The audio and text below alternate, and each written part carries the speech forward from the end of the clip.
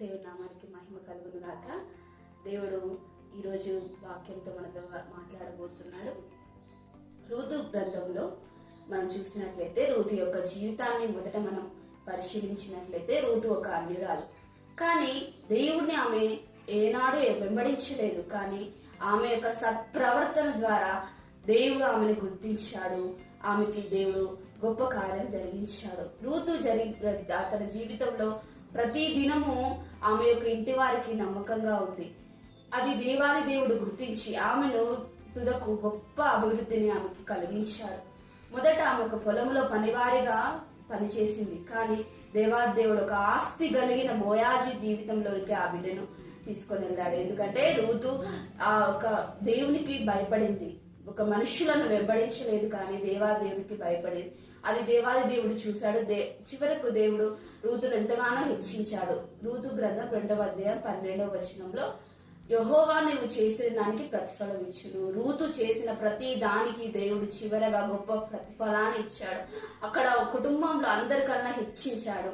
ఆమెను ఆస్తి కలిగిన వ్యక్తిగా చేశాడు. మొదట ఆమెకు ఏ ఆస్తులు లేవు, కానీ ఆమె దగ్గర గొప్ప ఆస్తి ఏంటిదంటే ఆమె యొక్క గుణము, ఆమె యొక్క సత్ప్రవర్తన, ఆమె యొక్క తగ్గింపు స్వభావం, ఆమె యొక్క గొప్ప ఆధిక్యతను తీసుకొచ్చింది ఆ యొక్క గుణములు. కాబట్టి దేవాది దేవుడు మనం అన్ని మా క్రిస్టియన్స్ కాదు, కానీ మన యొక్క గుణమును దేవుడు ఖచ్చితంగా పరిశీలిస్తాడు. మన గుణమును బట్టి దేవాది దేవుడు ఎంత ఉన్నత ఆధిక్యతనైనా ఇస్తాడు. రూతు కలిగిన జీవితం మనకుంటే మనము దేవుని దగ్గరికి వెళ్ళడం కాదు, దేవాది దేవుడే మన దగ్గరికి వచ్చి మనల్ని గొప్ప ఉన్నతమైన స్థానంలో ఉంచుతాడు. కాబట్టి బోయాజు రూతుతో అంటున్నాడు, యెహోవా నువ్వు చేసిన దానికి ప్రతిఫలం ఇచ్చును.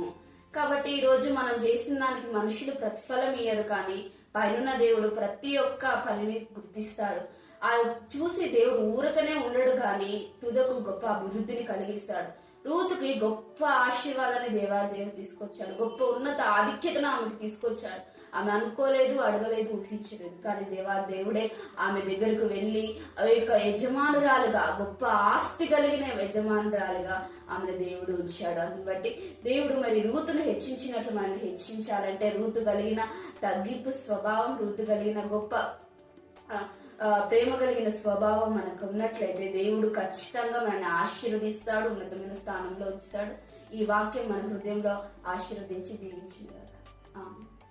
ప్రార్థన చేసుకుందాం. ఏసయానికి వందనాలు ప్రభా, దేవానికి వందనాలు ప్రభా. అయ్యా ఈ వాక్యం మా హృదయంలో ఉంచమని తండ్రి. అయ్యా రూతు కలిగిన గుణాతిశయంలోని ప్రభా మాలో కూడా ఉంచమని ప్రభా, సహాయం దయచేయమని తండ్రి. ఏసయ్యా యెహోవా నీవు చేసిన దానికి ప్రతిఫలం ఇచ్చిన. అవును ప్రభా, మనుషులు మాకు ప్రతిఫలం ఇయ్యరు, కానీ మేము చేసిన ప్రతి మంచి పనికి నువ్వు ప్రతిఫలం ఇస్తావు ఏసయ్యా. అయ్యా మాకు ప్రభా మంచి ప్రతిఫలమును దయచేయమని వాక్యం మా హృదయంలో నీరు కట్టి ఫలించే కృప దయచేయమని యేసు నామములో అడుగుచున్నాం తండ్రి.